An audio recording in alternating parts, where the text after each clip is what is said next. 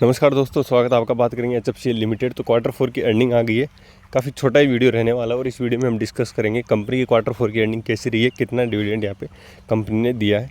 उससे पहले आपको बता दूँ, यदि आप शेयर मार्केट के टर्म्स और बेस्ट पेनी स्टॉक सर्च कर रहे हैं तो लिंक मिलेगा आपको डिस्क्रिप्शन में, आप चेक कर सकते हैं।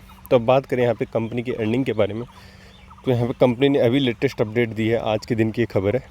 जैसा कि आप देख सकते हैं, सबसे पहले डिविडेंड की अगर हम बात करें कि कंपनी ने कितना डिविडेंड दिया है, तो डिविडेंड यहाँ पे कंपनी ने अनाउंस किया है पर शेयर 0.18 रुपये। तो यदि आपके पास एक शेयर है तो यहाँ पे आपको 18 पैसे कंपनी देने वाली है। 18% की रेट से यहाँ पे कंपनी ने डिविडेंड का अनाउंस किया है। उसके बाद अगर हम बात करें यहाँ पे कंपनी के रिजल्ट की, तो दोस्तों कंपनी का रिजल्ट आ गया है और ये है स्टैंड अलोन रिजल्ट।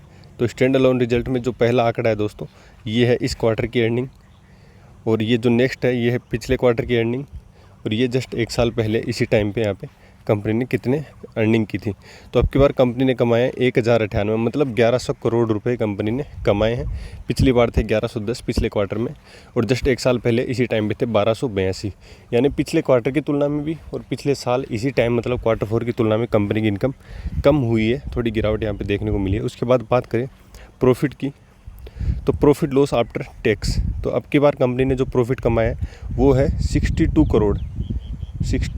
यहाँ पे क्लियर नहीं दिख रहा है ऑलरेडी। अब क्वार्टर 3 में था दोस्तों 70 करोड़ यानी 70 करोड़, और जस्ट एक साल पहले इसी टाइम पे था 82 करोड़।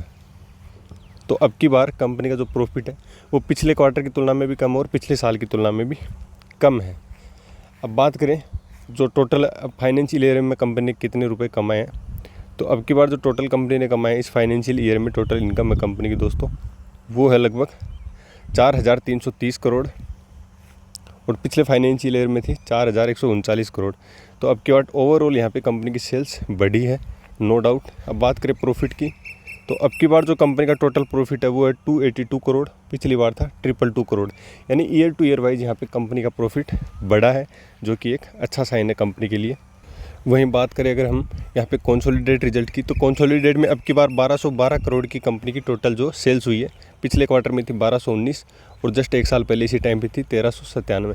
तो क्वार्टर 3 और क्वार्टर 4 की अब की जो अर्निंग है वो लगभग सेम है, लेकिन पिछले साल के क्वार्टर 4 की अर्निंग है उसकी तुलना में यहाँ पे कंपनी की सेल्स कम हुई है। अब दूसरी ओर बात करें प्रॉफिट की, तो अब की बार तो दोस्तों कंपनी का प्रॉफिट है वो अगर यहाँ पर हम देखें तो 68 करोड़ का कंपनी ने प्रॉफिट बनाया है। पिछले क्वार्टर में था 81, और जस्ट एक साल पहले था 86। तो अब की बार कंपनी का कंसोलिडेट के अंदर भी प्रॉफिट कम हुआ है। वहीं बात करें ईयर टू ईयर कंपैरिजन, तो अब की बार जो टोटल फाइनेंशियल ईयर में कंपनी ने रुपए कमाए हैं वो है 325 करोड़ पूरे साल में, और पिछली बार थे 246। तो यहाँ पर भी कंपनी ने अच्छी इनकम जनरेट की। तो ओवरऑल अगर आप देखेंगे ईयर टू ईयर यहाँ पर कंपनी ने काफ़ी शानदार रिजल्ट दिए हैं, जिसका इम्पैक्ट आपको आने वाले टाइम में कंपनी की शेयर प्राइस पर पड़ता हुआ दिख सकता है। तो आप इस स्टॉक को फॉलो करें। Thank you, keep supporting.